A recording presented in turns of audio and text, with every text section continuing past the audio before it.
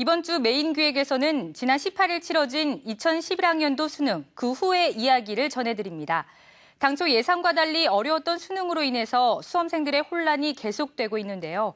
과연 어떻게 입시 전략을 세워야 할지 수능 후폭풍 현장을 다녀왔습니다. 2011학년도 수능 시험이 예상과 달리 어렵게 출제됨에 따라 그 후폭풍이 곳곳에서 거세게 일고 있다. 수능 성적이 발표되는 12월 8일 이전까지 수험생과 학부모들의 혼란은 가중될 수밖에 없는 상황. 특히 수능 성적 이외에도 얼마나 효과적인 지원 전략을 수립하느냐가 당락을 결정짓는 포인트. 2011학년도 수능 후폭풍 현장과 그에 따른 핵심 지원 전략을 알아봤다. 연일 엄청난 인파로 북적이는 2011학년도 입시 설명회 현장. 조금이라도 더 많은 정보를 얻기 위한 수험생과 학부모들의 움직임이 분주하다. 특히 올해 입시는 대혼전이 예상되면서 설명회장 분위기조차 예사롭지 않다. 수능이 어려워서요. 와서 들으면 도움이 될까 해서 오게 됐어요. 요즘에 하도 복잡하다 보니까 막 여러 가지 방향들도 다 다르기 때문에 어떻게 하면 좀 더 나은 대학교를 갈 수 있을까 해서 한번. 수험생들이 붐비는 곳은 이뿐만이 아니다. 대학별 고사를 앞두고 수험생들이 대거 논술, 구술 면접 학원으로 몰리고 있는 것. 수능 성적뿐 아니라 논술 고사와 구술 면접이 정시의 당락을 가르기 때문인데. 저 대전에서 왔는데 이모 집에서 지내면서 학원 다니고 있어요. 대학별로 또 유형이 각각 다르기 때문에 특정 유형에 맞춰서 연습하는 게 시험 볼 때 더 도움이 될 것 같아서. 수능이 끝났지만 이처럼 수험생들을 바쁘게 만들고 있는 2011학년도 정시의 가장 큰 특징은 무엇일까? 수험생 모집 인원이 증가한 부분하고, 그다음에 이제 그 수능 시험이 어려워졌던 것, 작년에 비해서, 그다음에 이제 그 정시 모집 정원이 줄어서 전체적으로 학생들이 이제 하향 지원이 좀 추세를 보이기 때문에 좀 더 그 정시에서는 경쟁률이 굉장히 치열할 거로 예상이 됩니다. 아직 성적표가 나오진 않았지만 대교육 발표에 따르면 가채점 결과 2011학년도 수능 1등급 커트라인은 언어 영역이 90에서 91점, 수리 가형이 80에서 81점, 수리 나형이 88점, 외국어 영역이 90에서 91점 정도로 예년에 비해 소폭 하락할 것으로 예상됐다. 좀 어려운 수능이 돼서 거기에 대한 수험생들의 불안감이 있다. 그러다 보면은 이제 수험생들이 지금 현재의 흐름은 극심한 하향 지원을 하려고 하는 그런 수험생들의 심리가 있다. 또한 2012학년도부터 2007 개정교육과정 적용으로 인해 수능 수리 영역 과목이 조정되면서 현재 고3 수험생들의 재수에 대한 부담은 클 수밖에 없는 상황이다. 때문에 정시 모집에서 하향 안정 지원할 가능성이 높아짐에 따라 주요 대학 중하위권학과의 경쟁률이 오히려 높아질 수 있으므로 지원 시 유의해야 할 것으로 보인다. 그렇다면 이와 같은 2011학년도 정시 지원별 특징에 따른 전략은 어떻게 세워야 할까? 금년도에 하향 안전 지원 가능성을 예상을 하는 경우가 많이 있는데, 무작정 하향 안전 지원하기보다는 나름의 소신 지원하는 전략들이 필요합니다. 특히 가군 같은 경우는 상위권 대학들이 몰려 있기 때문에 상위권 학생들은 가군에서 승부를 거는 전략으로 가져가는 것이 필요하고, 중위권 학생들은 나군에서 승부 전략을 가져가는 것이 필요합니다. 정시 모집에서는 대부분의 대학들이 학생부와 수능 성적으로 전형을 실시하고 일부 대학들은 논술고사와 면접 구술고사를 시행한다. 따라서 수험생들은 각 대학의 전형 요소별 반영 방법을 잘 확인하여 지원 전략을 세워야 한다. 정시 모집에서는 수능 성적이 가장 중요한 전형 요소이다.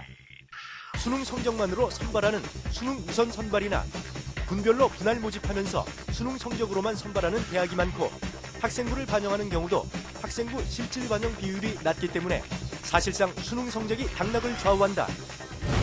정시 모집에서 대학별 고사를 시행하는 경우 역시 그 비중을 무시할 수 없다. 정시 모집에서는 합격 가능성이 높은 지원자들의 학생부와 수능 성적이 비슷하기 때문에 논술 고사와 같은 대학별 고사가 반영 비율은 낮아도 마지막 순간 당락에 결정적인 영향력을 발휘한다.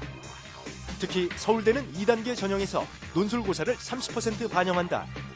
금년에도 정시 모집 논술고사 문제는 통합교과형으로 출제한다. 성적표가 나오기 이전에 지금의 가채점으로 가나 다군에서 한 두세 개씩 학교를 골라서 어떤 조합으로 내가 지원할 것인지 미리 예약 연습을 좀 충분하게 해둬야지만 성적표가 나온 다음에 혼란스럽지가 않습니다. 수능 성적이 발표되기 전인 지금은 가채점 분석 결과인 예상 표준 점수 100분위 등급을 확인할 수 있다. 예상 성적을 기준으로 입시 군별 두세 개 대학을 미리 정해두고 수능 성적이 발표되면 목표 대학의 지원 가능성을 판단해 지원 전략을 세울 수 있도록 하는 것이 중요하다. 이때 분석의 기준이 되는 것이 바로 각 사설 학원들의 배치표와 입시 설명회. 올해는 대교협에서도 처음으로 입시 설명회를 개최하고 수능시험 가채점 결과를 분석해 등급 커트라인을 발표하는 등 입시 정보를 적극적으로 제공하는 모습을 보이고 있다. 대기업 같은 이런 공신력 있는 기관에서 그런 자료를 만듦으로써 오히려 학생, 학부모한테 대학을 선택을 할 때 정확한 정보를 전달해 줄 수 있다라는 그런 취지에서 하게 됐습니다. 또한 대교협에서는 무료 입시 상담까지 진행하고 있는데 실제 사교육업체의 입시 상담비가 1시간에 20만 원에서 30만 원 정도인 것에 비하면 무료로 질 좋은 상담을 받을 수 있는 셈이다. 하지만 사교육업체들의 입장은 조금 다르다. 모의 지원 부분, 합격 예측 부분이 7년 동안 유리를 했고 또 정확도 면에서도 가장 수험생들이 선호하기 때문에 회원 수도 많고. 사교육비 절감이 교육계 최대 현안인 상황에서 대교협의 이 같은 행보는 치열한 입시 정보전에서 학생과 학부모들이 사교육기관에 끌려다니는 것을 방치할 수 없다는 의도에서 나온 것으로 보인다. 하지만 그에 따른 우려의 목소리도 만만치 않은 실정이다. 그러니까 현실적인 필요가 있다는 것은 이해하지만 그렇다고 해서 좀 그것을 대교협이 나서서 그러니까 근본적인 문제를 푸는 방식이 아니라 어떤 학원과의 어떤 전쟁과 같은 방식, 그러니까 학원과 이렇게 그 주도권을 다투는 방식으로 문제를 해결하려고 하는 것은 좀 바람직하진 않다고 봅니다. 수능 성적 발표는 12월 8일. 이후 수능 직후 세웠던 지원 전략을 토대로 다시 영역별 성적을 분석해 각 군별로 지원 대학을 선택해야 한다. 전략의 중요성이 그 어느 때보다 중요해진 만큼 수험생들은 자신의 점수를 냉정하게 받아들이고 그에 맞는 최선의 전략을 짜야 할 것이다.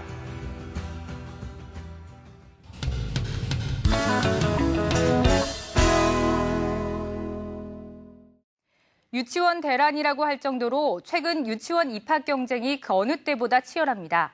얼마 전 경기도의 한 유치원 앞에서 2011년 신입 원화 모집을 앞두고 학부모들이 전날 밤부터 텐트를 치고 노숙을 하는 등 진풍경이 연출되기도 했는데요.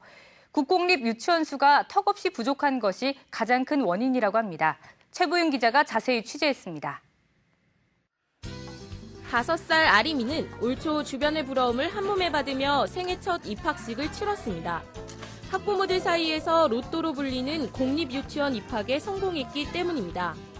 뽑는 인원이 너무 적다 보니까 5세, 6세 때 들어오는 건 거의 하늘의 별 따기라고 다들 막 로또 당첨됐다고 막 그런 말도 주변에서 많이 들었고. 올해는 출산율이 높았던 2007년 황금돼지띠 아이들이 입학하는 만큼 그 어느 해보다 경쟁이 치열할 것으로 예상됩니다. 만 3세를 뽑을 수 있는 학급수가 많지 않다라는 게 문제고요. 올해는 제 생각에도 무슨 황금돼지띠인가 그래갖고 애들이 굉장히 많다는데 지금 문의가 많이 오고 있어요. 특히 만 3, 4세를 문의하시는 분들이 많거든요. 그래서 작년보다도 굉장히 경쟁률이 더 치열할 것 같아요. 공립유치원은 사립유치원보다 교육비가 저렴하고 비교적 커리큘럼도 잘 되어 있기 때문에 학부모들의 신뢰를 얻고 있습니다. 실제 사립유치원의 한 달 평균 교육비가 40만 원 정도인데 반해 공립유치원은 간식비를 제외하곤 한 달 평균 3, 4만 원 정도의 원비만 납부하면 됩니다.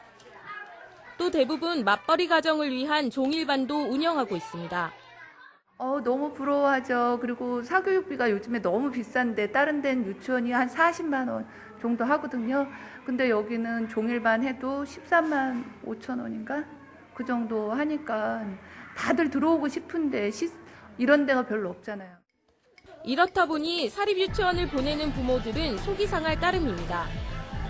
5살 딸을 집 근처 사립유치원에 보내고 있는 주부 이모 씨는 아이 유치원비로 매달 30만 원 정도를 내고 있습니다. 수업료와 점심값, 영어 교육비 등이 합쳐진 금액입니다. 유치원비 기본 30만 원에다가요. 아이한테 좋으라고 특기교육 과목 몇 개 추가시키면 50만 원 넘고 70만 원 넘는 거는 금방. 지역적으로도 공립과 사립유치원의 격차는 심각합니다.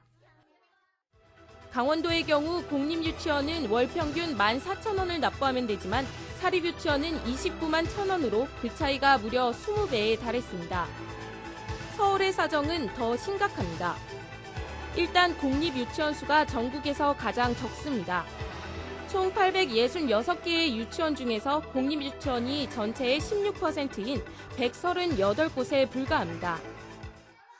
그만큼 경쟁률도 상상을 초월합니다. 서울 명일동에 위치한 공립유치원은 올해 신입 모집에 만 3세 반의 경우 19대 1, 전체 평균은 5대 1에 달했습니다. 이에 반해 사립유치원은 최근 들어 정원이 미달되는 경우도 비일비재합니다. 사립유치원의 관계자는 정부 지원이 절실하다고 말합니다. 공립 같은 경우는 교육비랑 이런 게 다 지원을 받아서 그 유치원 교육을 이렇게 커리큘럼대로 운영하면 되지만 우리 사립유치원 같은 경우는 그 유치원의 어떤 특색을 내세워서 아이들을 한 명 한 명 정말 최선을 다해서 이렇게 케어하지 않으면 정말 어렵고 기존에 있는 유치원들이 문 닫지 않게 기존에 있는 유치원들을 해서 잘 살릴 수 있는 지원 체제가 좀 이루어지면 좋겠습니다. 이에 정부는 지난 2004년 유아교육을 점차 무상으로 하겠다는 내용이 담긴 유아교육법을 제정하고 유아학비 지원을 확대하고 있습니다. 엄밀히 따지면 사립유치원의 공교육화가 목적이지만 효과는 아직 미비합니다. 법이 제정된 뒤 5년간 정부의 지원으로 신설된 공립유치원은 55곳에 불과합니다. 최근엔 서울시 교육청도 나섰습니다. 박노영 교육감은 취임 전부터 서울시 각 1동 1공립유치원을 공약했습니다. 또 2016년까지 서울 지역에 공립유치원 60곳을 추가로 설치할 계획입니다. 하지만 앞으로도 공립유치원의 부족 현상은 지속될 전망입니다. 지금으로선 유치원의 무상교육 강화가 그나마 현실적인 대안으로 지적되고 있습니다. 체벌 없는 학교가 선포됐지만 매를 내려놓은 학교는 익숙치 않은 환경에 몸살을 앓고 있습니다. 방종하는 일부 학생들로 인해서 선생님이 상처를 받는 사례가 곳곳에서 감지되고 있는데요. 이에 얼마 전 광노현 서울시 교육감이 학생들에게 자율과 책임을 호소하는 편지를 써서 화제가 되고 있습니다. 꿈의 학교, 행복한 서울 교육을 향해 선생님과 학생들이 서로 존중하는 교육 현장을 만들어가겠다는 교육감의 바람처럼 체벌 없는 학교가 잘 정착될 수 있기를 바랍니다. 오늘 준비한 내용은 여기까지입니다. 시청해주신 여러분 고맙습니다.